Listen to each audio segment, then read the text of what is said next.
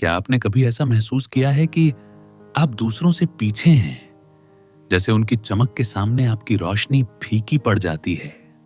School, college में जब bright students को देखा तो मन ही मन खुद से नाराज हुए हों, या ऑफिस में किसी स्मार्ट एम्प्लॉइज को देखकर अंदर से हल्की सी शर्म महसूस हुई हो। अगर हां, तो यकीन मानिए आप अकेले नहीं हैं। ऐसे पल आना बिल्कुल नेचुरल है। फर्क बस इतना है कि जिन लोगों की हम तारीफ करते नहीं थकते, वो अपनी मेंटल कैपेसिटी का सही और पूरा इस्तेमाल करना जानते हैं, और यही उन्हें सबसे अलग बनाता है। अच्छी खबर यह है कि उनकी तरह बनना किसी मैजिक का खेल नहीं, बल्कि एक सीखी जाने वाली आर्ट है। हम भी अपने दिमाग का इस्तेमाल उसी तरह कर सकते हैं और उतने ही स्मार्ट बन सकते हैं। लेकिन सवाल है कैसे? ब्रायन ट्रेसी की किताब गेट स्मार्ट में वो सभी तरीके बताए गए हैं जो हमें अपने दिमाग को सफलता की दिशा में काम करने के लिए ट्रेंड करते हैं। और सबसे दिलचस्प बात यह है कि दिमाग सिर्फ हमारे शरीर का एक हिस्सा है। हम दिमाग नहीं हैं, बल्कि हम उसके मालिक हैं। इसे हम जिस दिशा में मोड़ेंगे, यह उसी तरफ चलेगा, वरना यह हमें मोड़ने मरोड़ने में कोई कसर नहीं छोड़ेगा। तो चलिए फर्स्ट टेक्निक की बात करते हैं। टेक्निक 1, दृष्टिकोण को बदलना। सोचिए, आपके पास एक बैंक अकाउंट है जिसमें पूरे 10 लाख रुपए हैं, लेकिन आप उनमें से सिर्फ 20,000 रुपए ही खर्च कर सकते हैं। बाकी का पैसा बस पड़ा है, आपके किसी काम का नहीं। कैसा लगेगा? शायद डिप्रेसिंग, है ना? दोस्तों, यही कहानी हमारे दिमाग की कैपेसिटी की भी है। हमारे पास अपार मेंटल स्ट्रेंथ है, लेकिन हम मुश्किल से उसका 3 से 4% ही इस्तेमाल करते हैं। बाकी का 97-98% तो बस यूं ही बेकार पड़ा रहता है। हमारे पास करीब 100 अरब मस्तिष्क कोशिकाएं हैं, और हर एक कोशिका 10 से 20,000 दूसरी कोशिकाओं से जुड़ी हुई है। जरा सोचिए, अगर हम इस पूरी क्षमता का इस्तेमाल करना सीख जाएं, तो हम क्या कुछ हासिल कर सकते हैं। लेकिन इसके लिए सबसे पहला स्टेप है अपने दृष्टिकोण को बदलना। हम जीवन को कैसे देखते हैं और उसकी घटनाओं को कैसे समझते हैं, यह हमारी सफलता और असफलता में बहुत बड़ा रोल निभाता है। एग्जाम्पल के लिए, एक आशावादी व्यक्ति में पॉसिबिलिटीज देखने की आदत होती है। वो मौके पहचानता है और उनका फायदा उठाता है। वहीं निराशावादी व्यक्ति हर जगह सिर्फ समस्याएं और नेगेटिविटी ढूंढता है और धीरे धीरे असफलता की तरफ बढ़ता जाता है। यही वजह है कि गेट स्मार्ट किताब की पहली सीख हमें यही बताती है। अगर हमें अपने दिमाग की क्षमता का अधिकतम उपयोग करना है, तो हमें अपनी सोच की खिड़कियां खोलनी होंगी, अपना नजरिया बदलना होगा। जब हम अपनी दृष्टि को बदलते हैं, तो हमें न सिर्फ नए रास्ते दिखाई देते हैं, बल्कि उन पर चलने की ताकत भी मिलती है। तो चलिए अगले टेक्निक की ओर आगे बढ़ते हैं। टेक्निक 2, दूरदर्शी बने और तत्काल कार्यों का संयोजन करें। दोस्तों, जब जीवन में प्लान बनाने की बात आती है, तो हमारे पास हमेशा 2 रास्ते होते हैं। पहला, शॉर्ट टर्म सोच अपनाना, यानी कि अभी के आनंद में डूब जाना और बस वर्तमान में जीना। दूसरा, लॉन्ग टर्म सोच रखना, फ्यूचर की प्लान बनाना और अपने हर स्टेप को उस दिशा में मोड़ना। 1970 में हार्वर्ड के प्रोफेसर एडवर्ड बैनफील्ड ने एक दिलचस्प बात नोट की। जिन लोगों के पास अधिक धन था, वो वही लोग थे जो आगे की सोचते थे। ये लोग समाज के सबसे क्लेवर माने जाते थे, लेकिन उनकी स्मार्टनेस किसी आसमान छूते आईक्यू से नहीं आई थी, बल्कि उनके दृष्टिकोण से आई थी। खासकर उनकी यह आदत कि वो सोचते थे, मैं जो अब भी कर रहा हूं, क्या ये मुझे मेरे अंतिम लक्ष्य के करीब ले जाएगा? आज भी यह सोच उतनी ही रेलेवेंट है। 2015 में फोर्ब्स ने रिपोर्ट किया कि दुनिया में 290 नए बिलियनर बने और उनमें से आधे से अधिक ने बिल्कुल जीरो से शुरुआत की थी।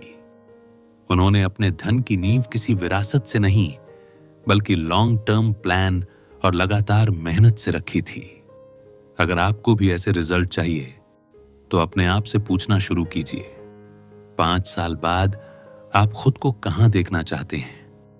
फिर उल्टा हिसाब लगाइए कि वहां पहुंचने के लिए आपको आज क्या क्या करना होगा।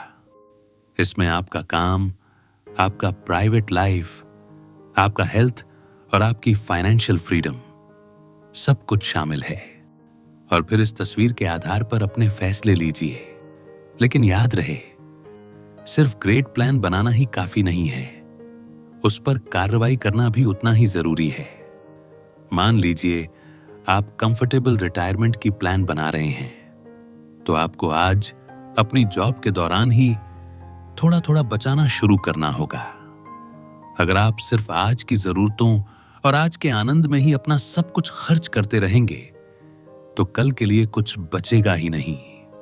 तो चलिए अगले टेक्निक की ओर आगे बढ़ते हैं। टेक्निक 3, भावनाओं में न बहें। हमारे दिमाग में हर पल सैकड़ों विचारों के बुलबुले उठते रहते हैं, कुछ छोटे, कुछ तेज और कुछ तो ऐसे कि आते ही हमें अपनी तरफ खींच लेते हैं। और हम अक्सर इन फ्लीटिंग थॉट्स को हमें अपने काबू में लेने देते हैं। लॉजिकल और समझदारी से सोचने के बजाय हम भावनाओं में बहकर रिएक्टिव हो जाते हैं और यही हमारे फैसले तय करने लगता है। सोचिए, आप पढ़ाई कर रहे थे, गहरा ध्यान लगा हुआ है, तभी फोन पर एक नोटिफिकेशन पॉपअप होता है। बिना सोचे हाथ अपने आप फोन की तरफ बढ़ जाता है और आप पढ़ाई से भटक जाते हैं। या फिर कोई आपको चिढ़ा दे, गुस्से में आपका पहला विचार यही होता है कि तुरंत पलटकर जवाब दिया जाए। ये सब हमारे दिमाग के तेज इमोशनल हिस्से की एक्शन है। लेकिन अगर हम चाहें तो अपने दिमाग का इस्तेमाल और भी बेहतर तरीके से कर सकते हैं। सोचने की एक धीमी लॉजिकल प्रोसेस होती है जहां हम सभी ऑप्शंस का वजन करते हैं और फिर डिसीजन लेते हैं। यही प्रोसेस हमें भावनाओं के जाल से बाहर निकालती है। एक बेहतरीन स्ट्रैटेजी है। किसी बड़े और इंपॉर्टेंट डिसीजंस को लेने से पहले खुद को 72 आवर्स का समय दीजिए।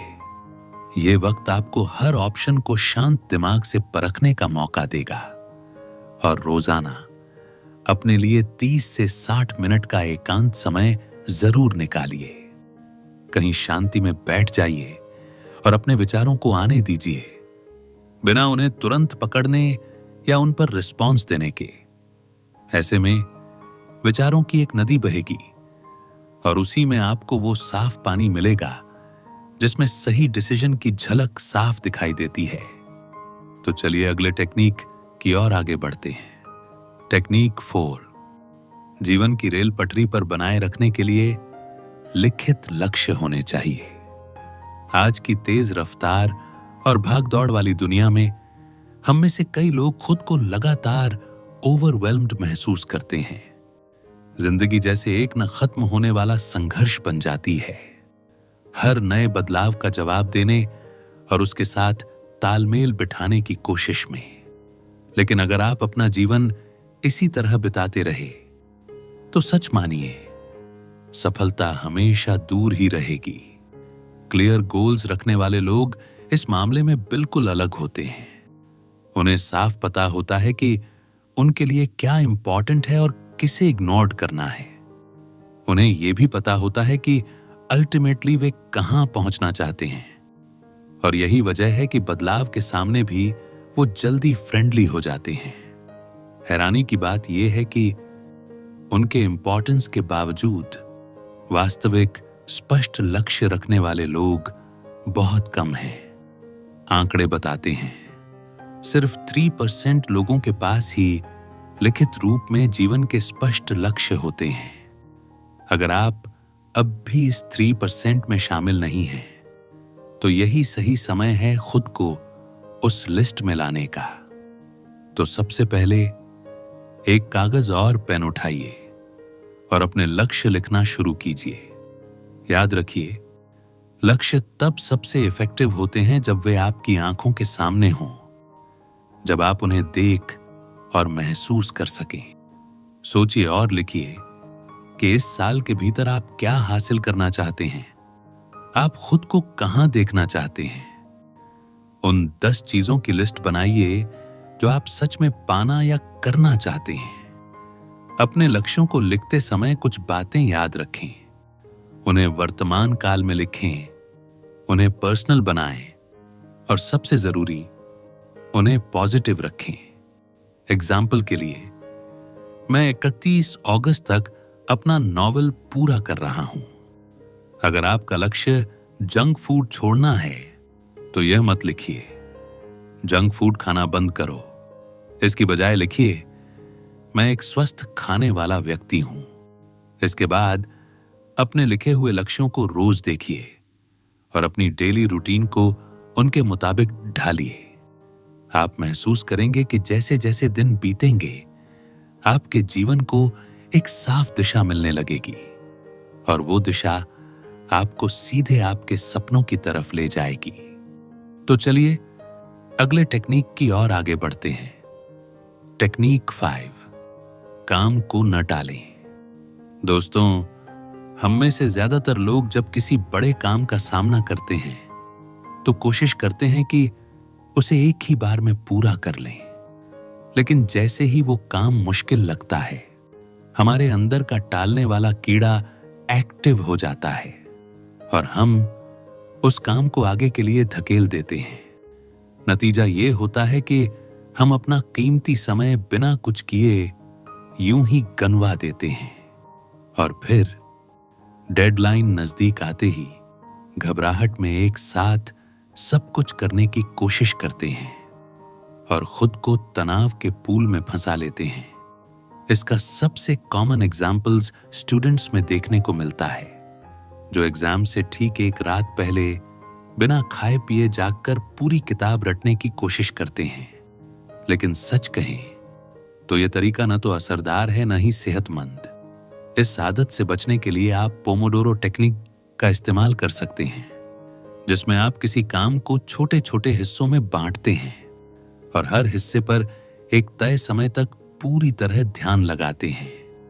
बीच बीच में छोटे छोटे ब्रेक लेते हैं, जिससे आपका दिमाग तरोताजा रहता है और काम टालने की आदत धीरे धीरे कम हो जाती है।